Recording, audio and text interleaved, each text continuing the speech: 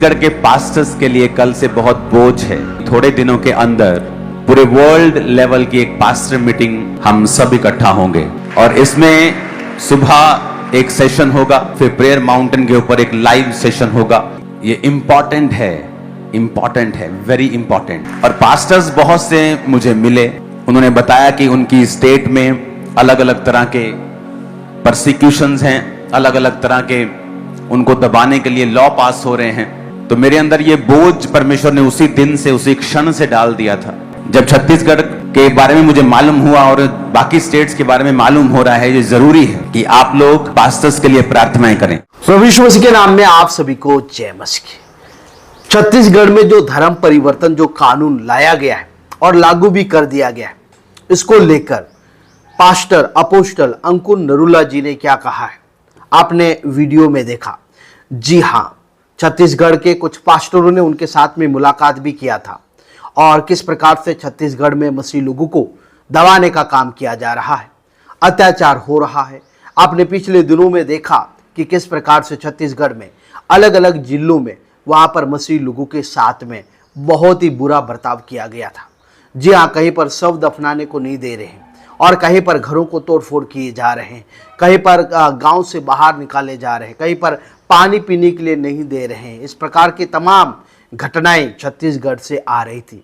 इन विषयों को लेकर अपोस्टल अंकुर नरूला के साथ में छत्तीसगढ़ के कुछ पास्टरों ने मुलाकात भी किया था। जी हाँ, जो अरुण पन्नालाल जो अध्यक्ष हैं, वहाँ पर लगातार मसीही लोगों की लिए आवाज़ उठाते हैं और उन्होंने अपोस्टल अंकुर नरूला के साथ में मुलाकात भी किया था। धर्म परिवर्तन कानून को लेकर जो कहा है, मेरे प्रियो, हम मसीही लोग हैं, हमें किसी से लड़ने की जरूरत नहीं है, लेकिन शांतिपूर्ण तरीके से हमें परमेश्वर से प्रार्थना करने का जरूरत है, क्योंकि परमेश्वर, हमारा परमेश्वर जीवित है और प्रार्थना का वो उत्तर देता है। और अपोस्टल अंकुर नरूला ने बताया कि वो लगातार इन विषयों को लेकर प्रार्थना कर रहे हैं। यीशु मसीह पृथ्वी पर धर्म बनाने के लिए नहीं आए, वो पूरी मानव जाति को बचाने के लिए आए। लेकिन आज लोग समझ नहीं पा रहे हैं। आज लोग केवल यीशु मसीह को ईसाइयों का परमेश्वर ही मानते हैं। यीशु मसीह केवल क्रिश्चियनों का ही परमेश्वर नहीं है, वो पूरी दुनिया का परमेश्वर है और वो पूरी दुनिया का प्रभु है और वो फिर से आने वाला है। तो ऐसे बहुत सारे कानून हम देख सकता है लाए गए हैं, धर्म परिवर्तन कानून लाए गए हैं, जिसके द्वारा जो धर्मांतरण रोका जाए, लालच देकर जो धर्मांतरण हो रहे हैं, इस प्रकार से आरोप लगाते हैं, तो उनको रोकने के लिए जो सरकारें हैं वो कानून लाती है। जो छत्तीसगढ़ में जो कानून लागू किया गया, मसीह लोग उसका विरोध क्यों कर रहे हैं? क्योंकि लगातार मसीह लोगों को ही टारगेट किया जाएगा, झूठे झूठे आरोप लगाकर, है ना, वहाँ पर पास्टरों को गिरफ्तार किया जाएगा, मसीह लोगों के ऊपर दबाव बनाया जाएगा। इस प्रकार की घटनाएं हुआ है।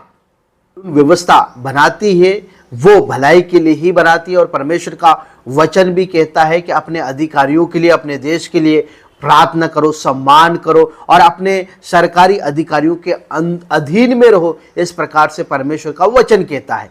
लेकिन अगर इस प्रकार से मसीह लोगों को दबाने का काम किया जाएगा और जबरदस्ती उनके कठिन जो कानून में जो प्रावधान किया जाएगा, ये बिल्कुल गलत है। क्योंकि बहुत सारे कानून में उसमें प्रावधान किए गए हैं, कैद की सजा है और कई लाखों रुपए का जुर्माना भी है। इस प्रकार से एक कानून में मेंशन किया गया है। भारत में रहने वाले सभी भारतीयों का कर्तव्य है कि वो कानून का पालन करें और हमें कानून का पालन करना चाहिए, क्योंकि हम भारत में रहते हैं, हम भारत के नागरिक हैं, तो हमें कानून का पालन करना चाहिए। मसीह लोग जो छत्तीसगढ़ में इसका विरोध कर रहे हैं, मसीह लोगों का कहना है कि उसमें कुछ संशोधन करना चाहिए और जो कानून लाया गया उसमें कुछ बदलाव करना चाहिए। इस प्रकार से मसीह लोग लगातार वहां पर प्रोटेस्ट कर रहे हैं। भजन संहिता 121 में लिखा है, मैं अपनी आंखें पर्वतों की ओर लगाऊंगा, मुझे सहायता कहाँ से मिलेगी? मुझे सहायता यहोवा की ओर से मिलती, जो आकाश और पृथ्वी का करता है। वह तेरे पांव को टलने न देगा, तेरा रक्षक कभी न ऊँगेगा। वह तेरा रक्षक है, यहोवा तेरी दाहिनी ओर तेरी आड़ है। न तो दिन को धूप से और न रात को चांदनी से तेरी कुछ हानि होगी। वचन में लिखा है, मैं अपनी आंखें पर्वत की ओर लगाऊंगा, मुझे सहायता कहाँ से मिलेगी?